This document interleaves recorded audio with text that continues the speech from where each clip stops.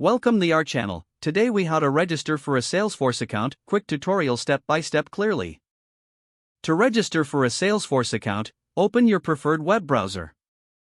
In the address bar, type in the URL www.salesforce.com. Once the page loads, look for the Start for Free button on the home page. Click on the Start for Free button to begin the registration process. You will be directed to a new page where you need to fill out a form. Enter your first name in the designated field. Next, input your last name in the following field. Provide a valid email address that you have access to. Create a unique password that meets Salesforce's security requirements. Re-enter the same password in the confirmation field. Select your country from the drop-down menu. Indicate your job title in the corresponding field. Choose the size of your company from the available options.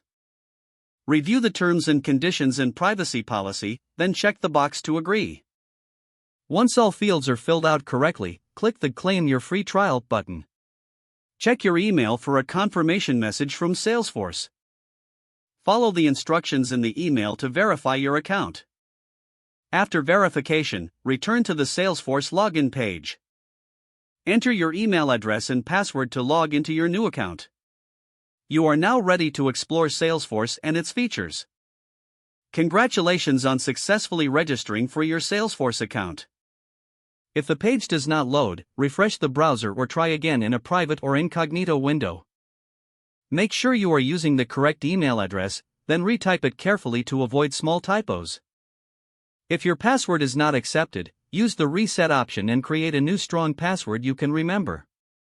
Check your spam folder for verification or security emails, then complete any requested confirmation steps. Enable two-factor authentication if available to improve account security and reduce unauthorized access risk. After signing in, review your profile details so your contact information and settings are accurate and current.